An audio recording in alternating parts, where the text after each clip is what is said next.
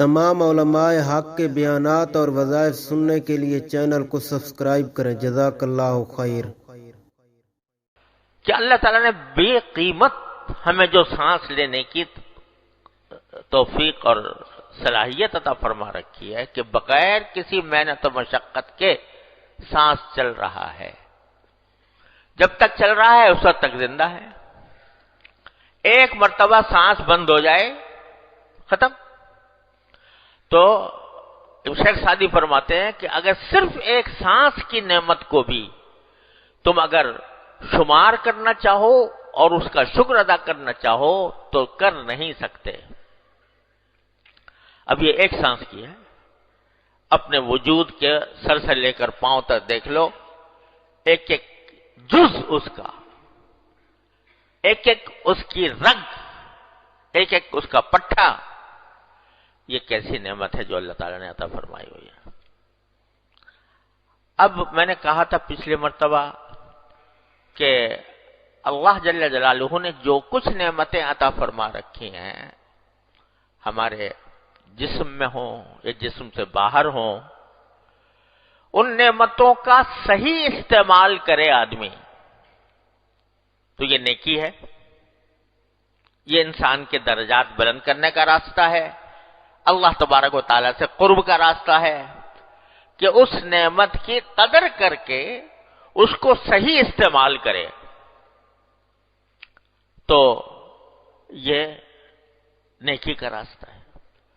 اور اگر اللہ تبارک و تعالیٰ کی دی ہوئی نعمتوں کا غلط استعمال کرے، یعنی اس کو اللہ تعالیٰ کی مرضی کے خلاف جن کاموں سے اللہ تبارک و تعالیٰ نے روکا ہے ان میں ان نعمتوں کو استعمال کرے تو اسی کا نام گناہ ہے، اور یہی جہنم تک لے جانے والا راستہ ہے۔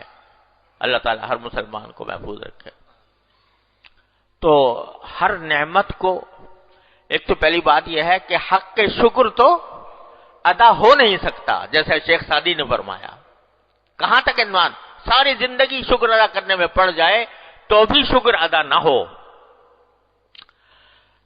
اور قربان جائیے نبی کریم سرور دو عالم صلی اللہ علیہ وسلم کی تعلیمات پر، آپ نے آسان کر دیا معاملہ۔ یہ فرمایا کہ ہر روز صبح کو اٹھ کر اگر آدمی یہ اس طرح شکر ادا کر لے، یہ کہہ لے کہ اللہم ما اصبح بی من نعمت او بغیر من خلقک،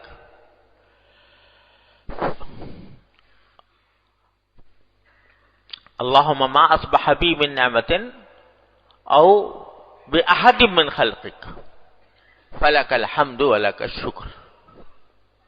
اے اللہ، آج کے دن میں جو کچھ نعمتیں آپ کی مجھ پر ہوں گی یا آپ کی مخلوق میں سے کسی اور کے اوپر ہوں گی تو میں اللہ ان سب کا شکر ادا کرتا ہوں۔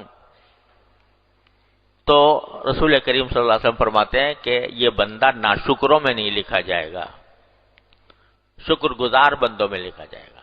اگرچہ حق تو یہ ہے کہ جب کوئی نعمت نصیب ہو کم از کم اس وقت اللہ تبارک و تعالیٰ کا شکر ادا کرے، لیکن اگر اتنا بھی کر لے کہ صبح کو یہ کہہ دے کہ ما اصبح بی من نعمت او باحد من خلقک فمنک وحدک لا شریک لک، میں بھول گیا تھا لفظ، کہ اللہم ما اصبح بی من نعمت او باحد من خلقک فمنک وحدک لا شریک لک فلک الحمد ولک الشکر۔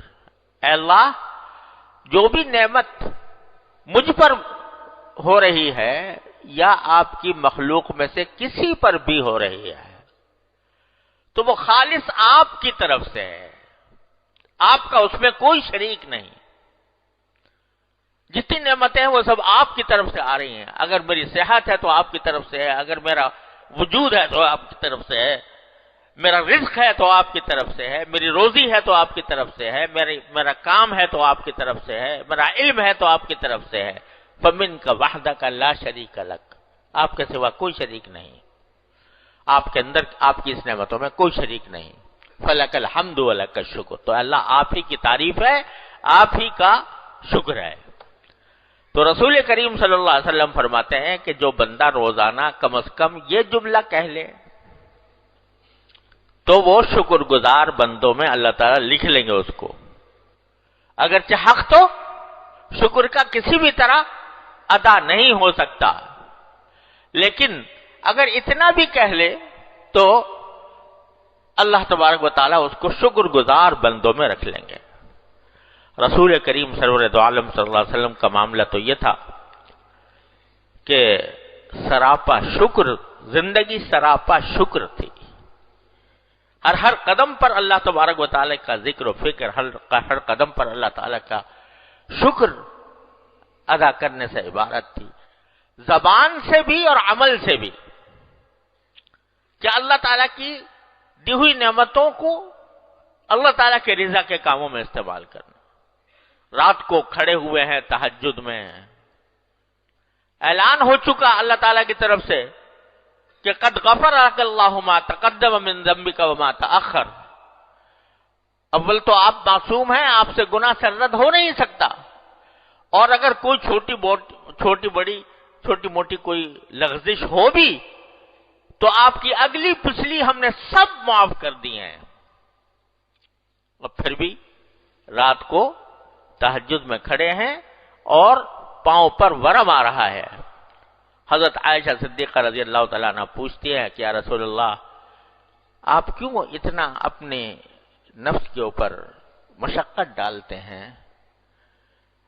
جبکہ اللہ تبارک و تعالیٰ نے آپ کو یہ اعلان کر دیا ہے کہ آپ کی چھوٹی بڑی لغزشیں اگر ہوں بھی کوئی تو معاف ہیں، تو پھر اتنی محنت کی کیا ضرورت ہے؟ تو کیا جواب دیا رسول کریم صلی اللہ علیہ وسلم؟ افلا اکون عبدا شکورا. تو کیا میں، جب اللہ نے مجھے یہ نعمت دیا کہ میری ساری لغزشوں کو بھی معاف فرما دیا، تو میں کیا شکر گزار بندہ نہ بنوں؟ تو اس نعمت کے شکر پر میں یہ رات کو جو میں کھڑا رہتا ہوں اللہ تعالیٰ کی عبادت کے لیے، وہ شکر ادا کرنے کے لیے. آج ذرا سوچو، اگر ہمیں یہ پتہ چل جائے کسی طرح کہ بھئی چھٹی ہے تمہاری، یعنی تمہیں نے کوئی عذاب نہیں ہوگا، جتنے تمہارے گناہ ہیں سب معاف، اگلے پچھلے سب معاف ہیں، اللہ تعالیٰ کی طرف سے اعلان ہو جائے، پھر دیکھو کیا رنگ رنگیاں مناتے ہیں کہ بھئی چھٹی تو مل گئی، اب چونکہ چھٹی مل گئی لہذا اب جو چاہو کرو. لیکن رسول کریم صلی اللہ علیہ وسلم اس اعلان کے بعد کس درجہ شکر ادا کرتے ہیں.